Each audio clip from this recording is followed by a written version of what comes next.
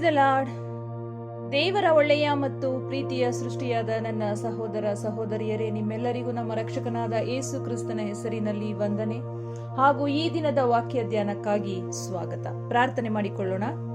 ಪರಿಶುದ್ಧನಾದ ಪರಲೋಕದ ತಂದೆಯೇ, ಸರ್ವ ಸೃಷ್ಟಿಕರ್ತನೆ, ನಮ್ಮ ರಕ್ಷಕನಾದ ಯೇಸು ಕ್ರಿಸ್ತನ ತಂದೆಯು ದೇವರು ಆಗಿರುವಾತನೇ, ನಿಮ್ಮ ಪರಿಶುದ್ಧ ನಾಮಕ್ಕೆ ಸ್ತೋತ್ರವಾಗಲಿ. ಅಪ್ಪ, ಈ ದಿನದ ವಾಕ್ಯ ಭಾಗದಲ್ಲಿ ನಮ್ಮ ಜೊತೆಯಲ್ಲಿದ್ದು ಸತ್ಯದ ಆತ್ಮನ ಮುಖಾಂತರ ನಮ್ಮೆಲ್ಲರ ಹೃದಯದೊಟ್ಟಿಗೆ ಮಾತನಾಡಿ ನಮ್ಮ ಆತ್ಮಿಕ ಕಣ್ಣುಗಳನ್ನು ತೆರೆಸಿ ಸ್ವಾಮಿ, ನಿನ್ನ ಚಿತ್ತದಂತೆ ನಮ್ಮೆಲ್ಲರ ಜೀವಿತಗಳನ್ನು ನಡೆಸಬೇಕಾಗಿ ಯೇಸುವಿನ ಹೆಸರಿನಲ್ಲಿ ಬೇಡಿ ಹೊಂದಿದ್ದೇವೆ ನಮ್ಮ ತಂದೆಯೇ, ಆಮೆನ್.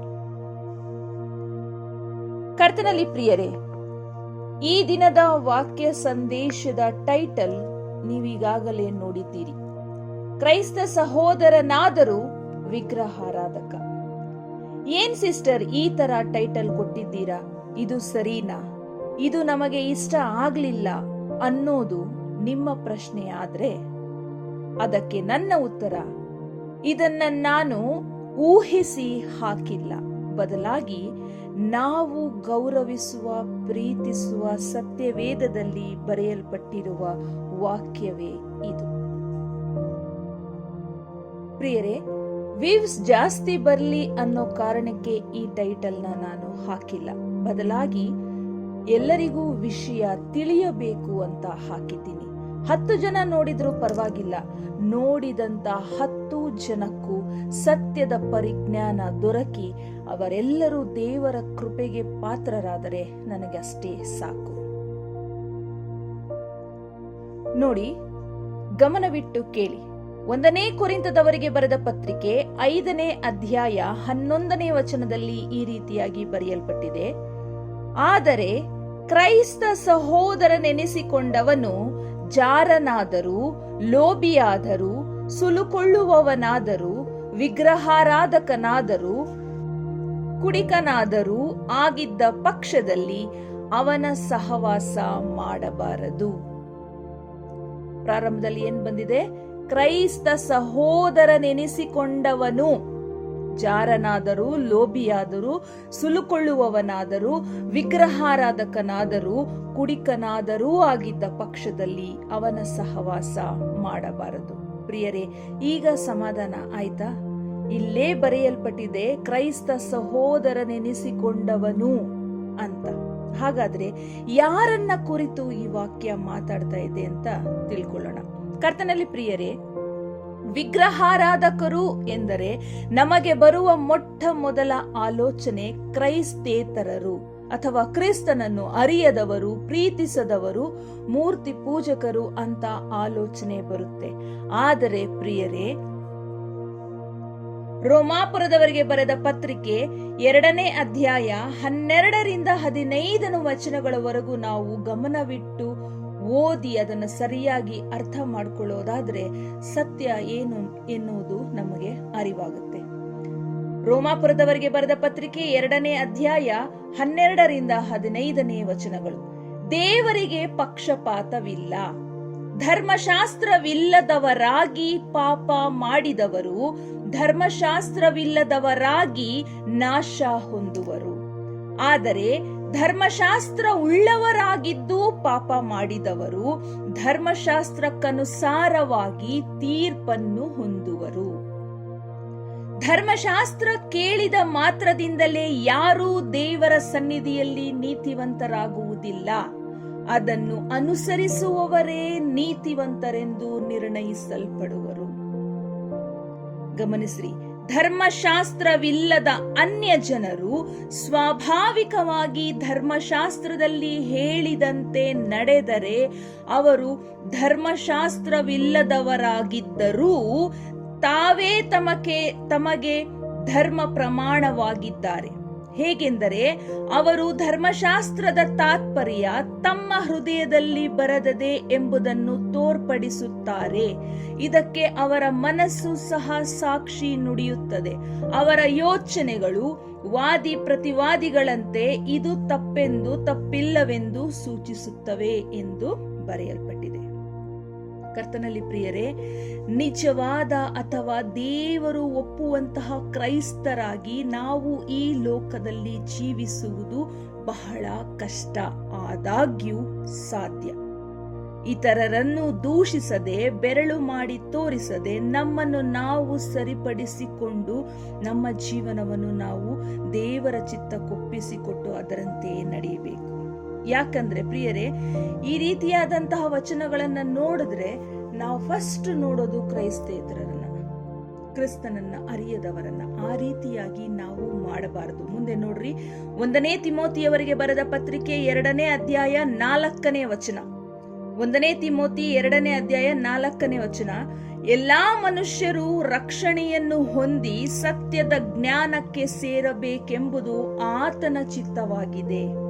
ಎಲ್ಲಾ ಮನುಷ್ಯರು ಅಂದರೆ ಕ್ರಿಸ್ತನನ್ನು ಅರಿತವರು, ಕ್ರಿಸ್ತನನ್ನು ಅರಿಯದವರು ಎಲ್ಲರೂ ಸಹಿತ ಮನುಷ್ಯರೇ. 2ನೇ ಥೆಸಲೋನಿಕದವರಿಗೆ ಬರೆದ ಪತ್ರಿಕೆ 3ನೇ ಅಧ್ಯಾಯ 6ನೇ ವಚನ. ಸಹೋದರರೇ, ನಮ್ಮಿಂದ ಹೊಂದಿದ ಬೋಧನೆಯನ್ನು ಅನುಸರಿಸದೆ ಅಕ್ರಮವಾಗಿ ನಡೆಯುವ ಪ್ರತಿ ಸಹೋದರನಿಗೆ ನೀವು ದೂರವಾಗಿರಬೇಕೆಂದು ನಮ್ಮ ಕರ್ತನಾದ ಯೇಸು ಕ್ರಿಸ್ತನ ಹೆಸರಿನಲ್ಲಿ ನಿಮಗೆ ಆಜ್ಞಾಪಿಸುತ್ತೇನೆ. ಇಲ್ಲಿ ಗಮನಿಸ್ರಿ, ಯಾರ್ಯಾರು ಕ್ರೈಸ್ತ ಸಹೋದರರಾದರೂ, ಯಾರು ವಿಗ್ರಹಾರಾಧಕರು, ಸುಲುಕೊಳ್ಳುವವರು, ಲೋಭಿಗಳು, ಕುಡಿಕರು, ಈ ಯಾವ ರೀತಿಯ ನಡತೆ ಉಳ್ಳವರನ್ನ, ಯಾವ ರೀತಿಯ ನಡೆನುಡಿ ಇರುವಂತವರಿಗೆ ಈ ವಾಕ್ಯ ಹೋಲಿಸಲ್ಪಟ್ಟಿದೆ ಅನ್ನುವಂಥದ್ದು ಇನ್ನ ಮುಂದಕ್ಕೆ ನಿಮಗೆ ತಿಳಿಯುತ್ತಾ ಬರುತ್ತೆ. ನಮ್ಮಿಂದ ಹೊಂದಿದ ಬೋಧನೆಯನ್ನು ಅನುಸರಿಸದೆ ಅಕ್ರಮವಾಗಿ ನಡೆಯುವ ಪ್ರತಿ ಸಹೋದರನಿಗೆ ನೀವು ದೂರವಾಗಿರಬೇಕೆಂದು ನಮ್ಮ ಕರ್ತನಾದ ಯೇಸು ಕ್ರಿಸ್ತನ ಹೆಸರಿನಲ್ಲಿ ನಿಮಗೆ ಆಜ್ಞಾಪಿಸುತ್ತೇನೆ. 11ನೇ ವಚನ. ಆದರೆ ನಿಮ್ಮಲ್ಲಿ ಕೆಲವರು ಯಾವ ಕೆಲಸವನ್ನು ಮಾಡದೆ ಇತರರ ಕೆಲಸದಲ್ಲಿ ಮಾತ್ರ ತಲೆ ಹಾಕಿ ಅಕ್ರಮವಾಗಿ ನಡೆಯುತ್ತಾರೆಂದು ವರ್ತಮಾನ ಕೇಳಿದ್ದೇನೆ. ಯಾವ ಕೆಲಸವನ್ನು ಮಾಡೋದಿಲ್ಲ, ಅವರಿಗೆ ಒಂದು ಅವ್ರದೇ ಆದಂತ ಜವಾಬ್ದಾರಿ ಇರೋದಿಲ್ಲ. ಬರೀ ಇತರರ ಕೆಲಸಗಳಲ್ಲಿ ತಲೆ ಹಾಕಿ ಬರೀ ಇನ್ನೊಬ್ಬರ ಬಗ್ಗೆ ಮಾತಾಡೋದು, ಈ ರೀತಿಯಾದಂತಹ ನಡೆನುಡಿ ಇರುವಂತಹ ವ್ಯಕ್ತಿಗಳು. ಮತ್ತೆ ಮುಂದಕ್ಕೆ 1 ತಿಮೋತಿ 5ನೇ ಅಧ್ಯಾಯ 13ನೇ ವಚನ. ಅವರು ಮನೆ ಮನೆಗೆ ತಿರುಗಾಡುತ್ತಾ ಮೈಗಳ್ಳತನವನ್ನು ಕಲಿಯುತ್ತಾರೆ. ಮೈಗಳ್ಳರಾಗುವುದಲ್ಲದೆ ಹರಟೆ ಮಾತಾಡುವವರು, ಇತರರ ಕೆಲಸದಲ್ಲಿ ಕೈ ಹಾಕುವವರು ಆಗಿ ಆಡಬಾರದ ಮಾತುಗಳನ್ನು ಆಡುತ್ತಾರೆ. ಈ ರೀತಿಯಾದ ವರ್ತನೆಗಳನ್ನ ಹೊಂದಿರುವಂತ, ಈ ರೀತಿಯಾದಂತ ನಡೆ ನುಡಿಗಳು ಇರುವಂತವರನ್ನ ಕುರಿತು ಆ ವಚನ ಮಾತಾಡ್ತಾ ಇದೆ. 1 ಪೇತ್ರ 4ನೇ ಅಧ್ಯಾಯ 15ನೇ ವಚನ. ನಿಮ್ಮಲ್ಲಿ ಯಾವನಾದರೂ ಕೊಲೆಗಾರನು, ಕಳ್ಳನು, ದುಷ್ಟನು, ಪರಕಾರ್ಯಗಳಲ್ಲಿ ತಲೆ ಹಾಕುವವನು ಆಗಿದ್ದು ಶಿಕ್ಷಾ ಪಾತ್ರನಾಗಬಾರದು ಅಂತ ವಾಕ್ಯ ನಮಗೆ ಎಚ್ಚರಿಸ್ತಾ ಇದೆ. ನಾವ್ಯಾರು ಕೊಲೆಗಾರರಾಗಬಾರದು, ಕಳ್ಳತನ ಮಾಡಬಾರದು, ದುಷ್ಟತನ ನಮ್ಮಲ್ಲಿ ಇರಬಾರದು, ಇತರರ ಕೆಲಸಗಳಲ್ಲಿ ತಲೆ ಹಾಕಿ ಕೆಡಿಸುವಂತಹ ಮನಸ್ಥಿತಿ, ಆಲೋಚನೆಗಳು ನಮ್ಮಲ್ಲಿ ಇರಬಾರದು. ಈ ರೀತಿಯಾಗಿದ್ದು ದೇವರಿಂದ ಬರುವಂತಹ ಶಿಕ್ಷೆಗೆ ನಾವು ಪಾತ್ರರಾಗಬಾರದು ಅಂತ ವಾಕ್ಯ ನಮಗೆ ಎಚ್ಚರಿಸ್ತಾ ಇದೆ. ಪ್ರಿಯರೇ, ಈಗ ನಿಮಗೆ ಸ್ಪಷ್ಟವಾಗಿ ಅರ್ಥ ಆಯ್ತು ಅಂತ ಅನ್ಕೊಳ್ತೀನಿ, ಕ್ರೈಸ್ತರಲ್ಲಿ ಯಾರನ್ನು ವಿಗ್ರಹಾರಾಧಕರು ಅಂತ ಕರೀತಾರೆ ಅಂತ. ಹಾಗಾಗಿ ಇಂತಹ ಸ್ವಭಾವ ನಮ್ಮಲ್ಲಿ ಒಂದು ವೇಳೆ ಇದ್ದರೆ ಅದನ್ನ ನಾವು ಬಿಟ್ಟು ಬಿಡಬೇಕು. ಯಾಕೆಂದರೆ ಆ ಸ್ವಭಾವವು ದೇವರು ಇಷ್ಟಪಡುವಂತ ಸ್ವಭಾವವಲ್ಲ ಮತ್ತು ನಮ್ಮನ್ನು ದೇವರ ಬಳಿಗೆ ಕರೆದುಕೊಂಡು ಹೋಗುವಂತಹ ಸ್ವಭಾವವು ಅದಲ್ಲ.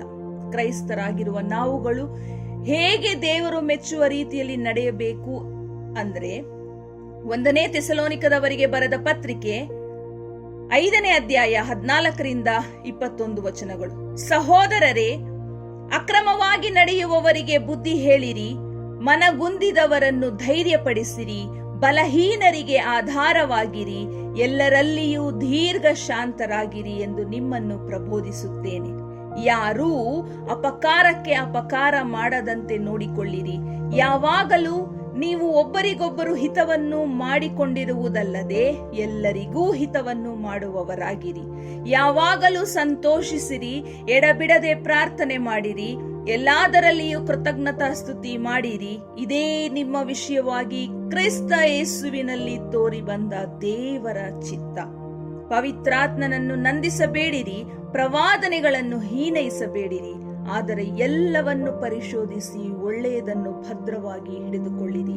ಸಕಲ ವಿಧವಾದ ಕೆಟ್ಟತನಕ್ಕೆ ದೂರವಾಗಿರಿ. ಕರ್ತನಲ್ಲಿ ಪ್ರಿಯರೇ, ನಮ್ಮನ್ನು ಸೃಷ್ಟಿಸಿ ರೂಪಿಸಿದಂತಹ, ನಮಗಾಗಿ ಪ್ರಾಣ ತ್ಯಾಗ ಮಾಡಿ ನಮಗಾಗಿ ಜೀವಿಸುತ್ತಾ ನಮ್ಮನ್ನು ಕೈ ಹಿಡಿದು ನಡೆಸುತ್ತಿರುವ ದೇವರ ಚಿತ್ತದಂತೆ ನಡೆಯುವುದು ನಮ್ಮೆಲ್ಲರ ಕರ್ತವ್ಯ.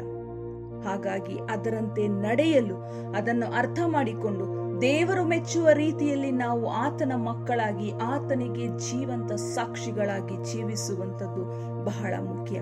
ಆ ರೀತಿಯಾಗಿ ತಂದೆಯಾದ ದೇವರು ನಮ್ಮೆಲ್ಲರನ್ನು ನಡೆಸಲಿ, ನಮ್ಮೆಲ್ಲರ ಆತ್ಮಿಕ ಕಣ್ಣುಗಳನ್ನು ತೆರೆಯಲಿ, ಪವಿತ್ರಾತ್ಮನ ಮೂಲಕ ನಮ್ಮೆಲ್ಲರನ್ನು ಆತನು ನಡೆಸುತ್ತಾ ಬರಲಿ. ಆತನ ಒಂದು ಆಶೀರ್ವಾದ, ಸಹಾಯ, ನಡೆಸುವಿಕೆ ನಮ್ಮೆಲ್ಲರೊಟ್ಟಿಗೆ ನಿತ್ಯ ನಿರಂತರವಾಗಿರಲಿ. ಆಮೆನ್.